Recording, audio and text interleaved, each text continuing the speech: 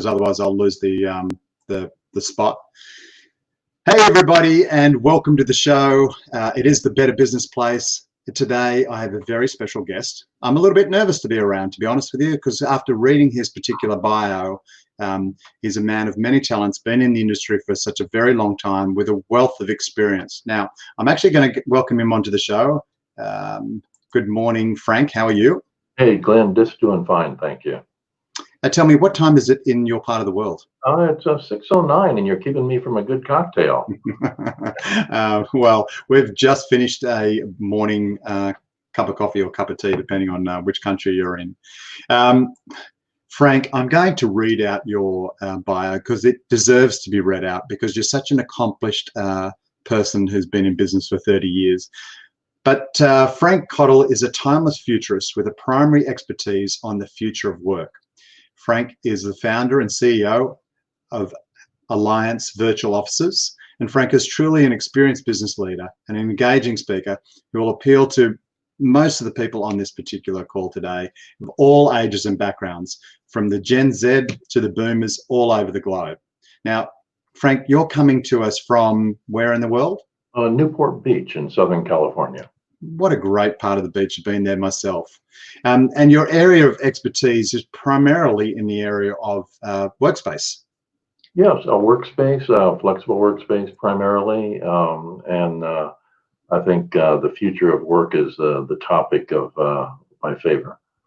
Perfect. Well, before we get into that, can you just tell us a little bit about Frank? You know, tell us about Hugh the human. Oh boy, people have accused me of being inhuman for years, decades, Yep. actually. I started my career in the late 60s, early 70s, late 60s actually, working as a commercial diver contracted to one of our federal agencies in the U.S. government during the Vietnam era, doing what they mostly referred to as interesting work for a few years. Mm-hmm. And moved on from that to the yachting world. I was raised on the ocean, so like so many people from your part of the world, that gets into your blood. So I raced and sailed for about 10 years. I moved on from that to start the company that is the predecessor to our current company today, which was the Alliance Business Centers company. We started that in 79, 80. And we started as a property company developing buildings, purpose-built buildings, specifically to host and house what were then called executive suites. It was a land banking concept, and we felt that we could earn the greatest revenue per square foot by applying services and technology. So we came up with a phrase of people, place, and technology, all combined together, and started that business. And for 10 years, we built projects across the United States, mostly the southwestern U.S. But every 110 days for 10 years, I built a new building out of the ground. So I was a busy boy. Wow.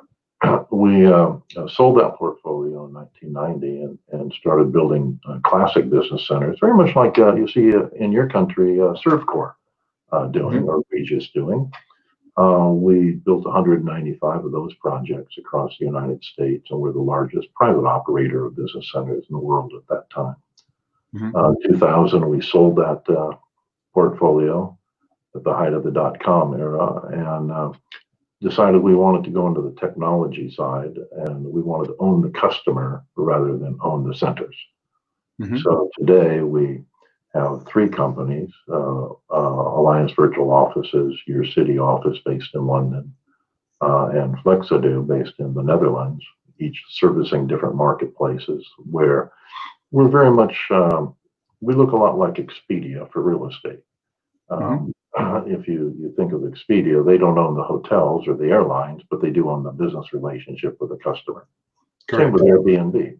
They don't own the homes or the locations, but they own the customer. We've been doing that in the real estate sector, primarily the flex work sector, focused on virtual officing since 2002, 2003, when we started this phase of the company. And we still do that today. We service clients in 54 countries right now, all over the world, from 1,200 facilities that are under our umbrella. and we service everything from federal governments on down to solopreneurs. So we have a big bandwidth in our customer base. And to your benefit, most of our business, we don't have a single outbound salesperson in the entire company globally. Wow. Most of our business comes certainly from our websites, but also word of mouth and referrals, which is exactly what your focus is. Absolutely. They don't call me that referral guy for nothing. So we've been at that a long time, and love the business, and don't plan on moving out, retiring, or selling out anytime soon. So I noticed here on the sheet I've got in front of me that you also love surfing. So that's probably why you're in Newport and sailing. Yeah, I live on a little island, and so I have. In fact, I'm in a black shirt right now. I just came in from the beach and working out, so you find me a little scruffy today. Yeah. But no, I can hear the waves all night, and it's seals barking and the thrumming of boats going by. So it's a real good existence. It's very calming, the water. A lot of people use it for just sort of just chilling out a little bit. Frank, I've got to ask you, you seem to have been in, well, first of all, reading your bio, futurist. I mean, if you're in 2002 and starting to think about how can we actually maximize the yield of a particular property, and let's look at the area of workspace, business areas, that's very forward thinking. Because I mean, for a lot of people on the call, you've got to think about what the landscape was like 18 years ago. I mean, I understand companies like Regis sort of now, and they've been around for a little while, but going back, 20 years ago, that was very new, very innovative. Well, it was, but I think the concept of flexible workspace has been around since really the early 1950s. But what wasn't applied to it necessarily was a combination of people and technology. Only the space was flexible.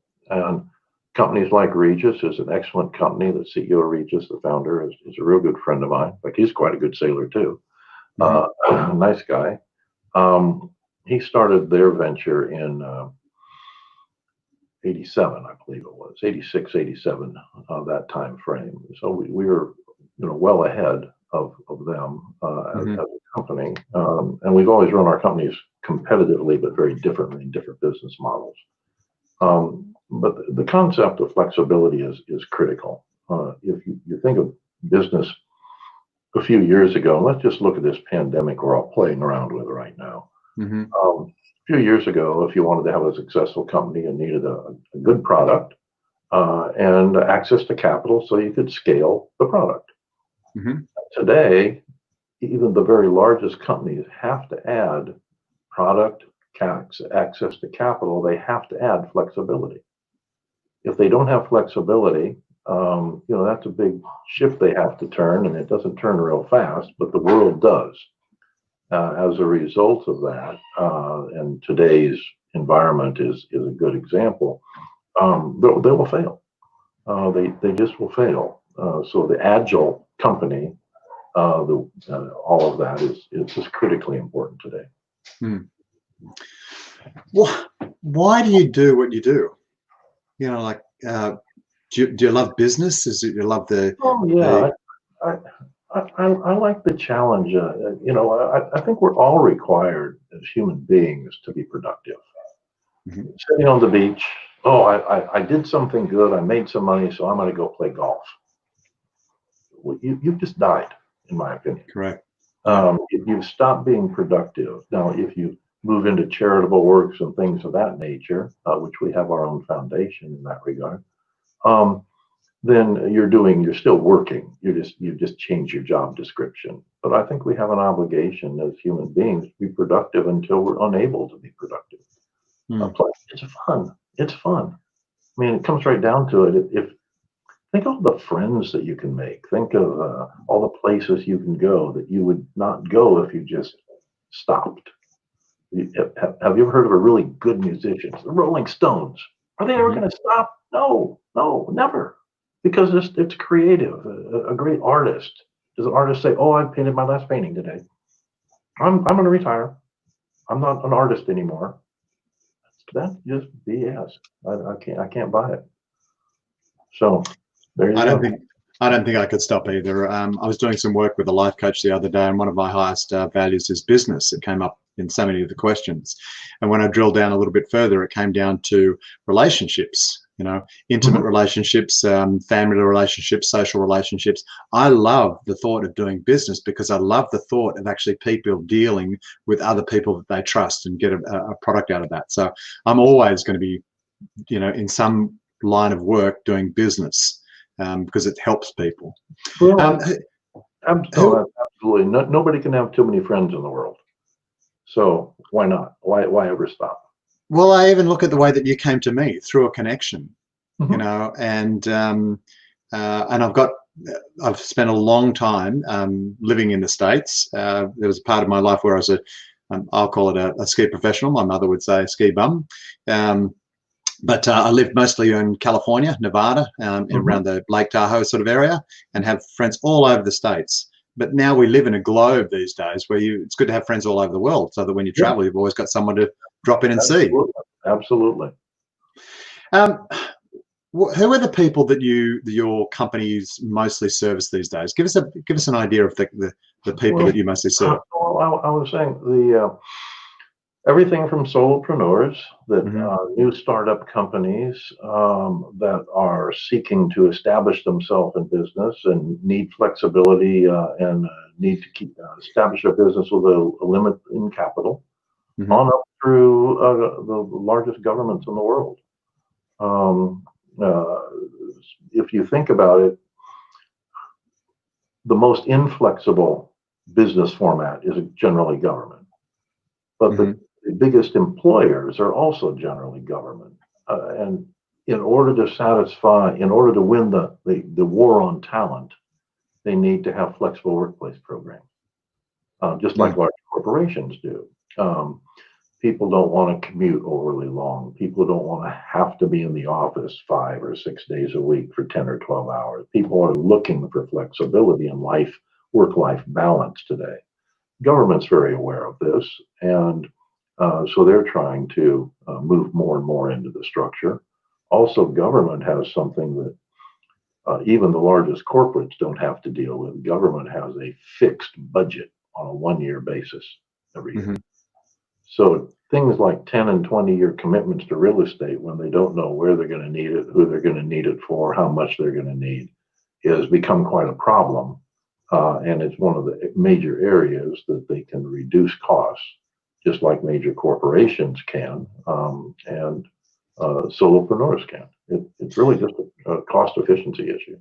When did you notice the change in the years that you've been doing business? When did you notice the change for governments and large businesses really saying we need to be more flexible if we're going to attract the right sort of talent?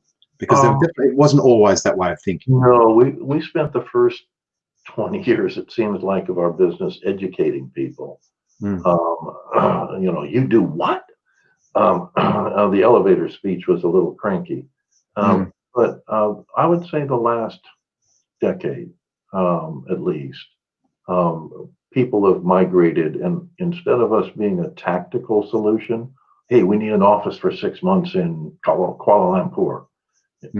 Instead of that, well, the other day, as a good example, I was sitting down with the head of strategic planning for Google, and we're looking at their portfolio and how things are structured, and their HR department, how that's structured, and laying out ways to strategically use us, not just in their real estate portfolio, but as part of their HR element. And as the CFO looks at it and says, wait a second, I can go from a 10-year lease to a 1-year service agreement. That's 9 years of leasehold debt that comes off my balance sheet. So now my shares are worth more, or I have greater capacity to borrow. So the strategic element of what we do as an industry, not just our company, but as an industry, has now become quite important.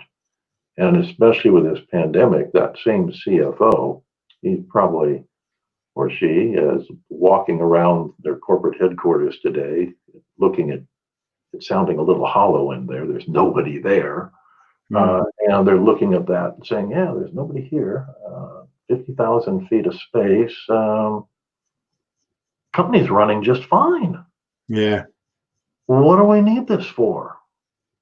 And that's what's going on right now. So over the next 5 years, there'll be a tremendous repurposing of commercial real estate, both in a number of ways, but there'll be a major repurposing of commercial real estate. So do you see a lot of opportunity? Well, two questions come as a result of that. Do you see a lot of opportunities now being created because of the pandemic and the way that CEOs are looking at their space? And the second part of that is, it seems like you've always had this way of thinking. It's just the environment changed the landscape 10 years ago, and people went, well, I've got to get more flexible people. So they're now made the conversation a lot easier for you to have. Well, they have, but even in the late 70s, 79, 80, 81, we built our first buildings. We had a profitable business. So it wasn't like we struggled and fretted for 20 years and finally became known. We've always had a profitable business, as have companies like Regis or Servcorp in your area. But it is changing. And I think when you say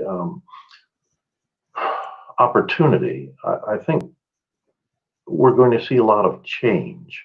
And for some, it will be opportunity. For others, it will be a challenge. So, with chaos comes opportunity, and with change comes opportunity, but it's not for everybody necessarily. And, the old adage about real estate, location, location, location. What's the most important thing about it? And when you're going to buy or sell real estate, location, location, location. And we've always said for the last 40 years, no, it's not. It's timing, timing, timing. That timing, all real estate is good and all real estate is bad. It's a matter of timing. So we look at the real estate market as an evolving place, not as a static place. The purpose and the use of buildings as evolving processes, not static processes. I was just chatting with a potential client, and he's been a client from a previous business. And I was sort of saying to him, hey, listen, you've got to have two things if you want to have good business, and that is you've got to have a great product, but the timing needs to be right for you. And it doesn't necessarily, to me, sound like the timing's right for you. And that's okay. And so as soon as we discussed that, he sort of went, yeah, absolutely. I love what you're doing, but the timing's not right for me right now. So I will come back to you in 3 to 6 months. But I want to do a quick 180 on what you've just been talking about. What has been the biggest challenge in your business, and how did you overcome it? I think the biggest challenge I had is when I was younger and starting out was that I made a bad choice of a partner. Business partner? A business partner. My wife is my partner for life, and she's fabulous. So I've been very blessed there. But no, I made a bad choice, and that held me back for a decade. It slowed me down quite a bit. And how you overcome something like that is a combination of legal, emotional, business, will, etc., to right something that was just improper and wrong. And time, maturity, understanding of issues solves those problems if you're willing to act on them. If you aren't, then you're just going to get beat up for another 10 years. So that was probably the biggest challenge I had overcome. And again, it only back for 10 years. So it was quite a problem. I'm always aware of seeing a Monty Python where two fish are swimming around a particular bowl, and one fish says to the other, oh, look, a castle. And then they do a lap of the bowl, and then they say, oh, look, a castle. And I'm reminded that sometimes life will serve you certain lessons, and you can either learn by them and change and adapt, or you can just do another lap around the particular bowl and go, oh, look, a castle. Seems like you definitely saved yourself some years. Well, I did. But it reminded me of the old story about the chicken and the pig that we're going to go into business together. And they decided to make breakfast. Every morning, the chicken laid an egg, and every morning, a little piece of bacon was cut off the pig. After a while, the pig said, well, this isn't working very well. The chicken, didn't you know? In all partnerships, one of the partners has to die. And that's the reality. That's the reality sometimes. Then Well, I went through that structure, and fortunately, I was the chicken in the end. I'd always heard that gag with who was more committed, the chicken or the pig. It was definitely the pig's more committed in that situation.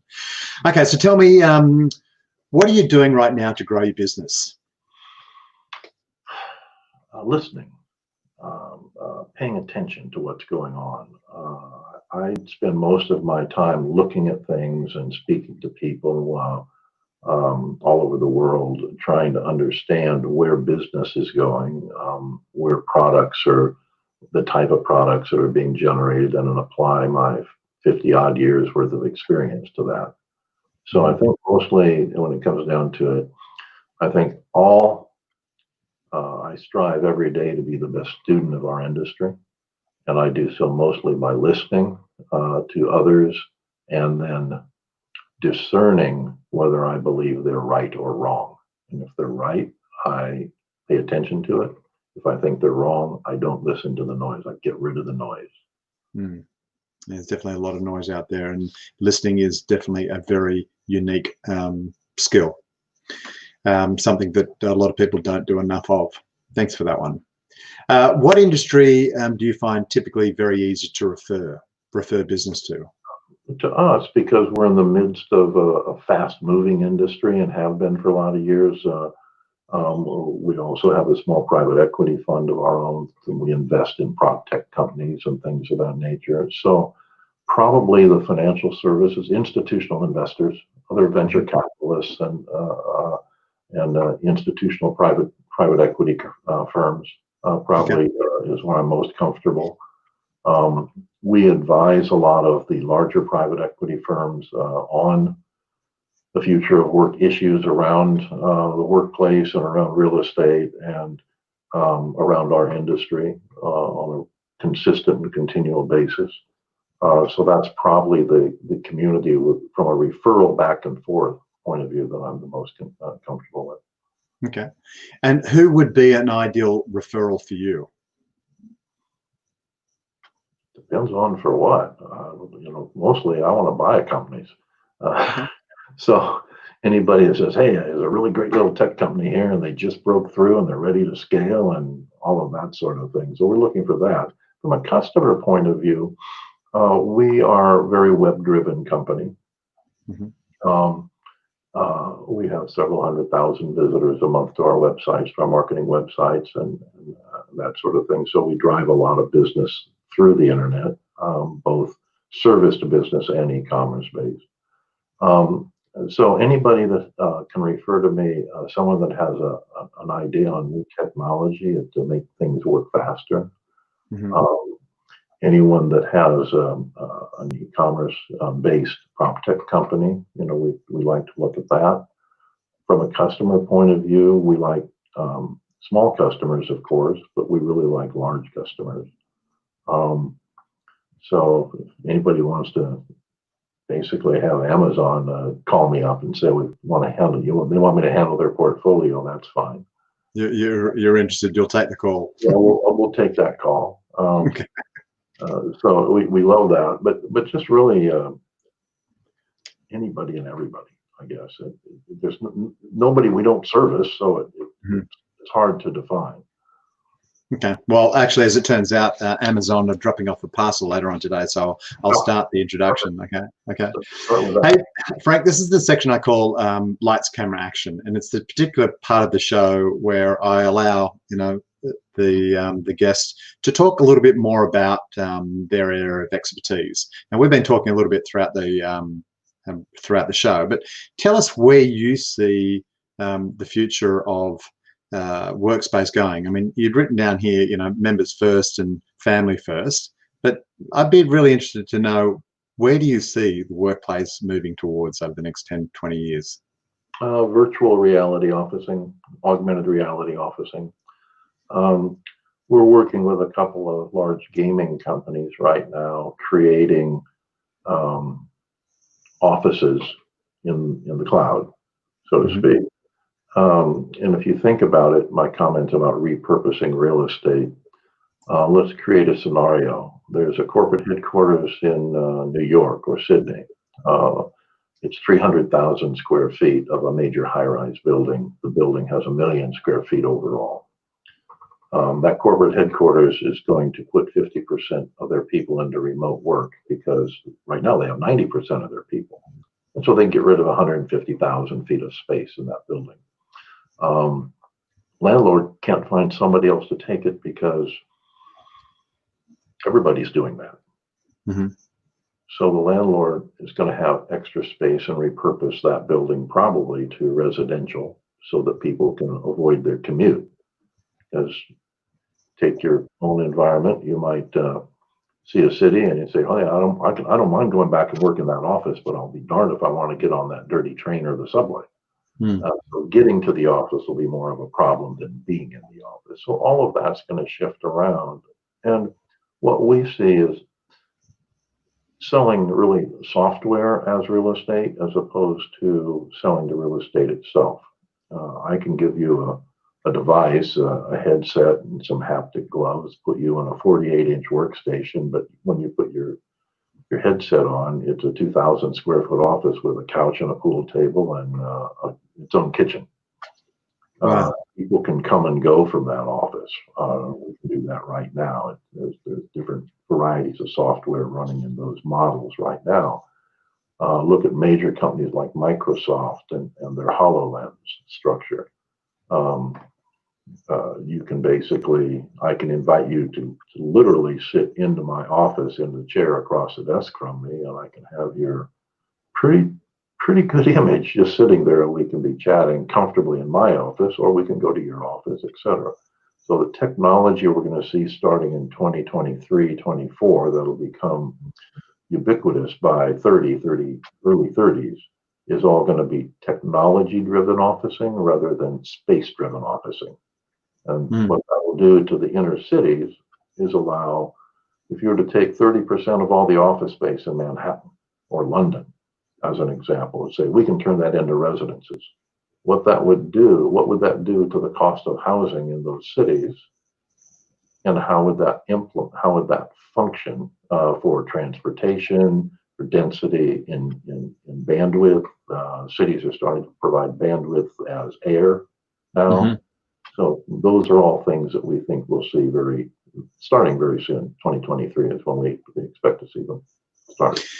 Yeah, it's funny. I have a particular product where we offer the financial services market, and pre-COVID, I was always doing my meetings via, some sort of online platform, mm-hmm. Zoom.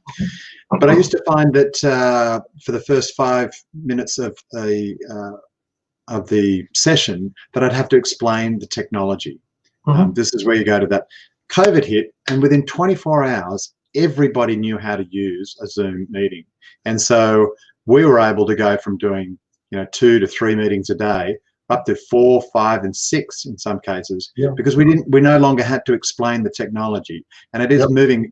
All it needed was that pandemic, and then it totally changed the way that our business and the amount of clients that we could onboard or talk to. And it was like 30-40%. No, it makes a huge difference. I average that 6 or 7 live meetings a day through technology. And I used to have to drive to LA or fly to San Francisco or do something of that nature. And the difference in the efficiency, and my first video system I had was in 83, 84. So I've been at the video side of this for a long time. Mm-hmm. All of that,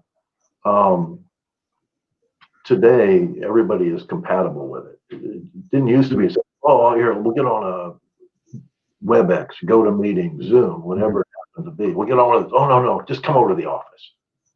And now everybody says, no, I don't even want you. I don't want to see you here. It's not just because of COVID, because it's a waste of time. It is a waste of time. It's a waste of time. And travel and the way we're going to start traveling in the future will be radically different. We'll still go to meet people because personal relationships are critically important, development of trust and understanding. Mm-hmm. But you won't travel just for a casual meeting anymore. You'll only go to establish the relationship. Once that's done, the relationship will continue virtually. And you may get together once a year for an important activity, but otherwise your day-to-day business all going to be just like this. Yeah, I find it not only, I've got a nice car and I love driving that car, but now I don't have the petrol costs, the car costs, the parking costs, the fine costs if I got a parking fine or a speeding fine. I don't have the stress or worry about trying to find one of those spots and am I on the meeting. I can just show up and then I can hang up from a meeting like this one and then just go straight into playing with the kids or going for a surf or going to the gym. So it allows a lot more flexibility too, which means that when I am at work, I'm 100% at work, not 80% and thinking about it, an activity that I would rather be doing. I just turn up for those moments and I'm 100% all on. I think that's really true. And I also think your fatigue factor is lower.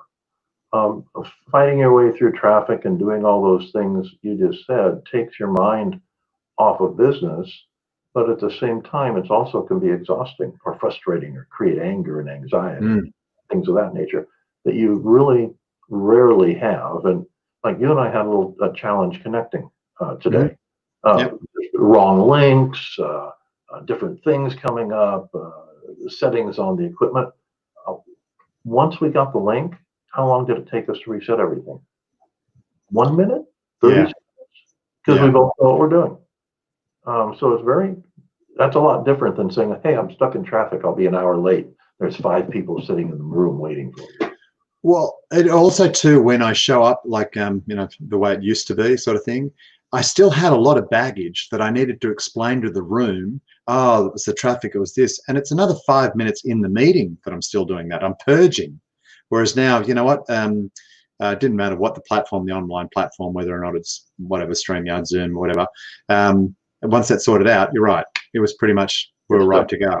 Yeah, it's done. So there's no anxiety around that at all. So you can get more efficient for a longer period and then drop that and then move on to something else. Oh, that's absolutely much easier to change gears.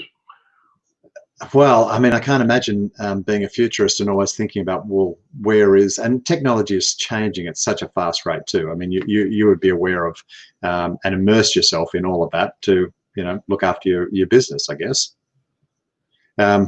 Hey, this has been great. Thank you so much for being with us this morning. Personal shout out to AJ for introducing us. It's always good to meet someone by referral. I generally was serious about coming on and meeting you, because after I got sent all of your bio sheets, I was like, wow, this is someone who's been in business and talked to world leaders. This is fantastic. So I really, really appreciate you being on the show. If someone was to reach out, what's the best way for them to do it? You provided a couple of websites, which I can put underneath the comments area of this particular show. Is there anything else that you'd like to say before we go? Those 2 websites. The first one would be alliancevirtualoffices.com. That's one of our main sites, and I can be reached through that if anybody needs any help or anything. And the other site would be allwork.space. Allworkspace. Tell me a little bit about that one, because I went on to that particular site. What's that one more about? That is a publication site, and it's our contribution to the flexible workspace industry. We reach about a little over pretty close to 5.5 million people a month on that site. So it's a pretty big site. And it is really to further the concepts around the future of work and to share information within the flexible workspace industry so that the industry itself knows what's going on worldwide. We've got a wonderful team there. So if people are just interested in our industry or changes that are going on in the workplace, that's a good place to go. Okay, well, thanks very much for that.